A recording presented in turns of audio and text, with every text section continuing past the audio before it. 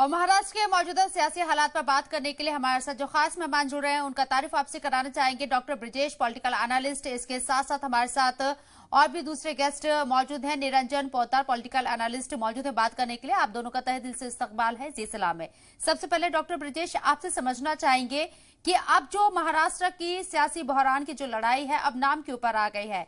उद्धव ठाकरे ने कहा है कि आप वो पार्टी बनाना चाहते हैं बनाएं, लेकिन बाला साहब का नाम यूज नहीं करेंगे। शिंदे को ये उन्होंने अल्टीमेटम दिया है।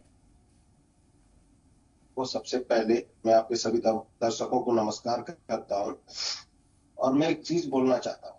ये तो बाला साहब ठाकरे जी ने ही बोला था। उनसे किसी समय पहले एक इंटरव्यू में पूछा गया था कि क्या आपके बाद शिवसेना का जो जिम्मेदारी है वो आपके पास ही रहेगी, तो उन्होंने बड़े टोंट भरे उसमें बोला था कि जो कैपेबल होगा वो शिवसेना का उत्तराधिकारी बनेगा। अब देखो, ये राजनीति का मामला है, इसमें नंबरों का खेल होता है। जिसके पास नंबर ज्यादा होते हैं उसका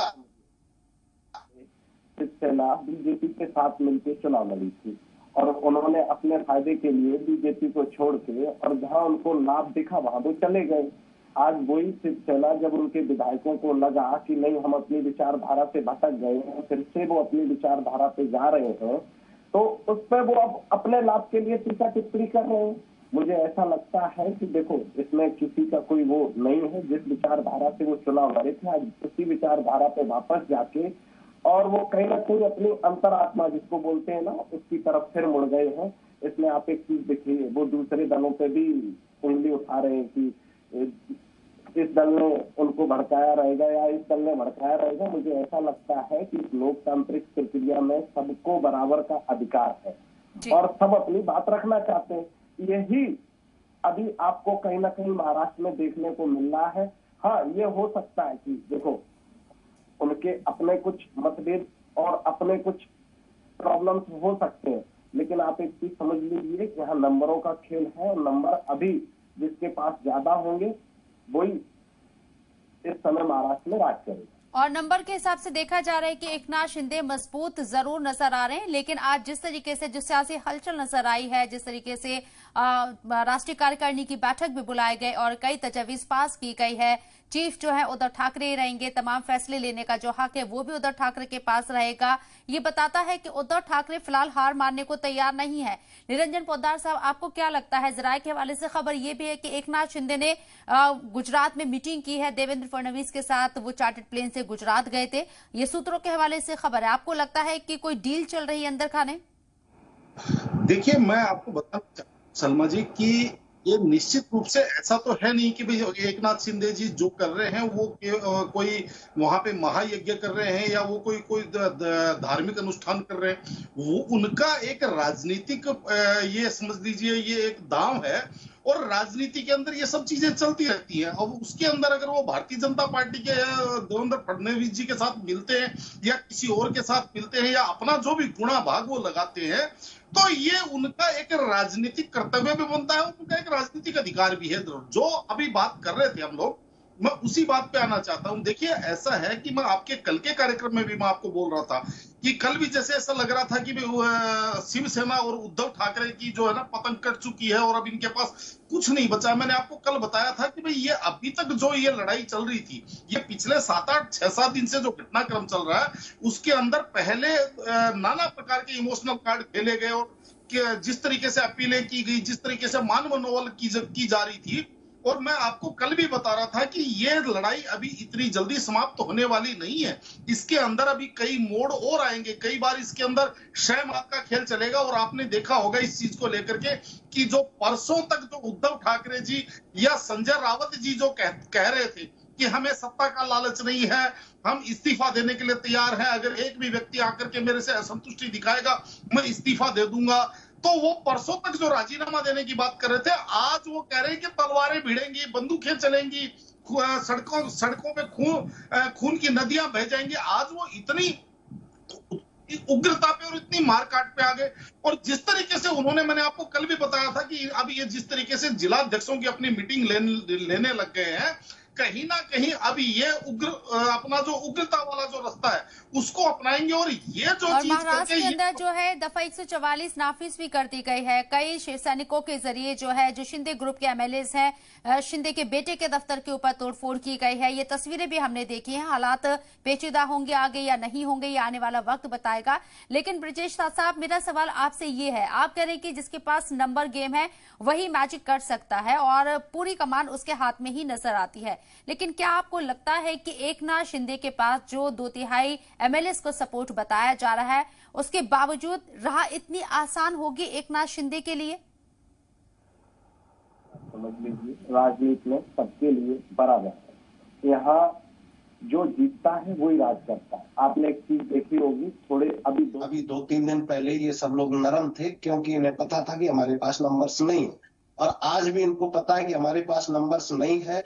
ये जो मीटिंग्स चल रही हैं या जो भी चल रहा है, देखो हर कोई अपने लास्ट मिनट तक प्रयास करता है, लेकिन अभी तक आपको एक चीज पता है, कोई भी एमएलए वहां से आया नहीं है। जब आया नहीं है तो कुछ हो भी नहीं सकता है, चाहे कितना कुछ भी हो जाए। जब तक एकनाथ शिंदे जी से ये मिल के बात ना करेंगे तब तक इनका कुछ नहीं होने वाला। और उन्होंने स्पष्ट बोल दिया है कि वो अपनी पुरानी शिवसेना में रहना चाहते हैं, जो पुराने शिव सैनिक वो थे वैसे वो बनना चाहते हैं। बाला साहब ठाकरे जी की सरकार ने कहा तो कि हम जो है एमवाई जो अलायंस है एनसीपी के साथ और कांग्रेस के साथ वो तोड़ने के लिए तैयार हैं। अब तो ये वो हाल हो गया है जो अपने बोलते ना कि लास्ट मिनट में मरता क्या नहीं करता है। आप एक चीज समझिए, ये काम पहले भी तो कर सकते थे ना। तब इन्होंने सत्ता के लालच में आके सारे विचारधारा को एक तरफ रख के सिर्फ सत्ता को मोह बना के और मुख्यमंत्री बन गए। अब जब इनको पता चला है कि कुर्सी जाने वाली है, अब कुर्सी जाने वाली है तो मनाने का प्रयास है। लेकिन मुझे लगता है एकनाथ शिंदे जी इस बार एकदम अड़े हुए हैं। उन्होंने ठान लिया है कि मैं अपनी विचारधारा से भटकने वाला नहीं हूं। मैंने एक चीज देखी है, मैं महाराष्ट्र में रहा हूं और मैंने वहां की चीजों से, वहां के लोगों से और वहां की विचारधारा से एकदम बहुत प्रभावित भी हूं। एक समय महाराष्ट्र एक ऐसा होता था जहां पे हिंदुत्व, मतलब आप एक चीज समझिए, एक समय ऐसा था कि बाला साहेब ठाकरे का नाम लेते ही हिंदुत्व की एकदम लहर आ जाती थी। आज वही बाला साहेब ठाकरे जी की पार्टी अब हनुमान चालीसा नहीं पढ़ने दे रही है महाराष्ट्र में। आप एक चीज समझिए, तो कहीं ना कहीं वो अपने विचारधारा से भटके। और कुल मिला के हम एक चीज भी बोलते हैं कि जब हमें भगवान से भटक जाते हैं ना, तो वही भगवान आपको रास्ता दिखाते हैं। मुझे ऐसा लगता है कि किए हुए का फल है और कुछ भी नहीं। रफीक आमदार पॉलिटिकल एनालिस्ट भी हमारे साथ मौजूद है बात करने के लिए। रफीक साहब, आपको क्या लगता है कि जो ये बार बार बात कही जा रही कि हिंदुत्व की आइडियोलॉजी की ये लड़ाई है और एकनाथ शिंदे उसी आइडियोलॉजी को आगे बढ़ाने के लिए, बाला साहब ठाकरे की आइडियोलॉजी को आगे बढ़ाने के लिए उद्धव ठाकरे के साथ से अलग हुए, उनका साथ छोड़ा है? आपको लगता है कि ये महज आइडियोलॉजी की लड़ाई है? क्योंकि गुजरात के अंदर जो खबरें सामने आ रही हैं, देवेंद्र फडणवीस से उनकी मुलाकात भी चल रही है, आइडियोलॉजी से भी इतर और कुछ चल रहा है?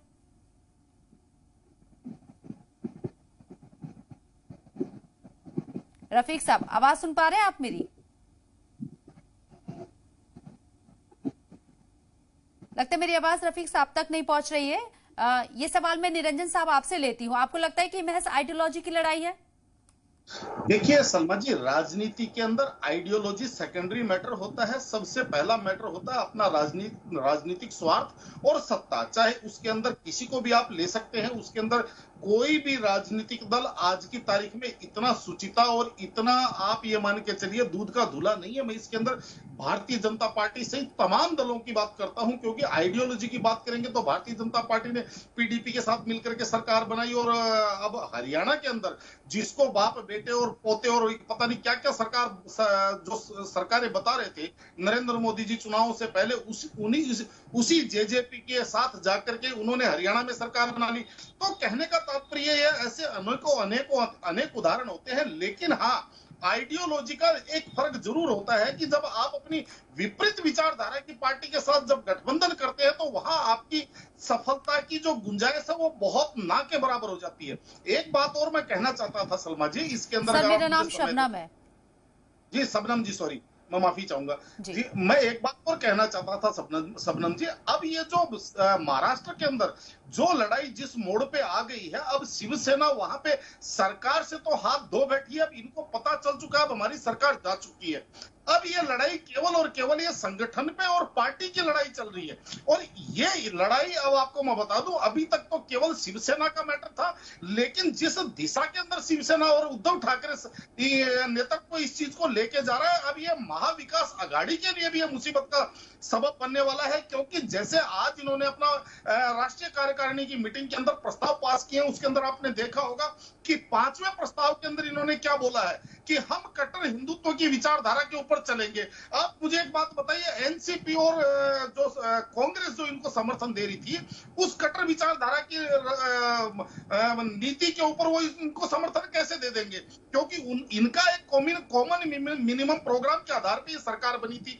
तो कहने का मतलब ये है कि कहीं ना कहीं सरकार बनाने के लिए इन लोगों के साथ अलायंस किया गया था, एनसीपी के साथ और कांग्रेस के साथ, क्योंकि इलेक्शन जो था वो बीजेपी और शिवसेना के अलायंस ने लड़ा था और जनता ने वोट भी इन लोगों को ही दिए थे, इस अलायंस को दिया था। लेकिन सरकार बनी महाविकास आघाड़ी की। डॉक्टर ब्रजेश, क्या आपको लगता है कि अब ये लड़ाई सिर्फ कुर्सी की नहीं है? क्योंकि उद्धव ठाकरे कह चुके हैं कि आप बात करते मुझसे, मैं सीएम ओहदा छोड़ देता। एकनाथ शिंदे को सीएम बनाने का सुझाव जो है शरद पवार भी उन्हें दे चुके हैं। अब ये बात महज सीएम बनने तक की नहीं है, शिवसेना के ऊपर कंट्रोल करने की है, अपना हक जमाने की है। अब आपको लगता है कि बात अब यहां पर आई है, पूरे तौर पर जो है उद्धव ठाकरे को बाहर का रास्ता दिखाने की कोशिश?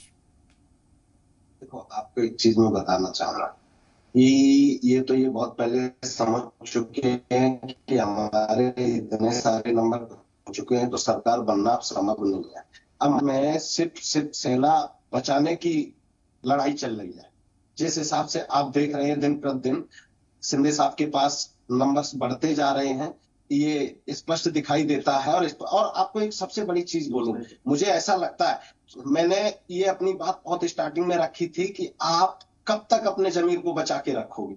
आप एक चीज समझिए, आज ये वही एमएलए हैं जिनको लगने लगा है कि कल जब हम चुनाव के लिए फिर से जनता के बीच जाएंगे वो हमको जूतों से मारेंगे। वो क्यों मारेंगे? कल तक आपने जिनकी विचारधारा से और जिनका नाम ले लेके आप आज वहां सत्ता में बैठे हो, उन्हीं को आज आप गालियां दे रहे हो।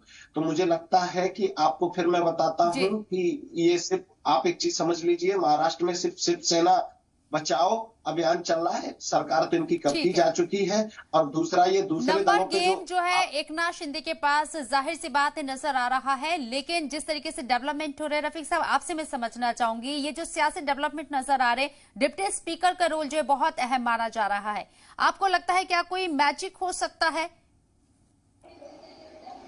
जी देखिए, इसमें सबसे अहम बात है नंबर्स गेम की। अब स्पीकर्स ने शिंदे गुट के 16 लोगों को जो है वो अयोग्य करार देने के लिए उनको नोटिस भेज दिए हैं। 27 तारीख तक उनको जवाब दिए गए हैं। अब जहां तक महाराष्ट्र का ये जो सियासी संकट है, ये बिल्कुल जो है अब कानूनी लड़ाई में उलझता जाएगा। और इसमें सबसे बड़ी मुझे जहां तक लगता है कि साग जो दांव पर लगी है, वो अब जहां एक तरफ उद्धव ठाकरे और उनके पूरे परिवार की लगी है पार्टी पर कब्जा जमाए रखने के लिए, वहीं अब अपने वजूद की लड़ाई का खतरा जो है, ये साग जो है, ये एकनाथ शिंदे के लिए भी जो है वो अब दांव पर लग गई है। तो किस तरीके से एकनाथ शिंदे जो है, अब वो कह रहे हैं, देखिए जैसे कि अब आपने आज ही उनके विधायक दीपक केसरकर उनकी प्रेस कॉन्फ्रेंस देखी होगी, अभी भी उनका दावा है कि हम लोग पार्टी में ही हैं। और रही एक अलग गुट बना करके नाम उन्होंने भले शिवसेना बाला साहेब ठाकरे रख लिया। अब ये नाम रखने का अधिकार कानूनन किसको जाता, ये तो चुनाव आयोग तय करेगा। चुनाव आयोग के पास जब ये सारी चीजें जाएगी, अब डेप्यूटी स्पीकर से निकल करके ये मामला हाई कोर्ट, सुप्रीम कोर्ट और चुनाव आयोग, इन तमाम दरवाजों पर जब फुटबॉल की तरह ये गेंद यहाँ वहां लुढ़केगी, तो उस दौरान सबसे अहम बात होगी ये जो रोकना चाहूंगी सर आपको इस वक्त बड़ी खबर बता देते हैं। जम्मू कश्मीर से आ रहे शोपिया में एनकाउंटर हुआ है। 2 से 3 दहशतगर्दों के छिपे होने की खबर में फौज ने इलाके का मुहासरा किया है। ये बड़ी खबर आपको बता रहे, शोपिया में एनकाउंटर चल रहा है जिसमें 2 से 3 दहशतगर्द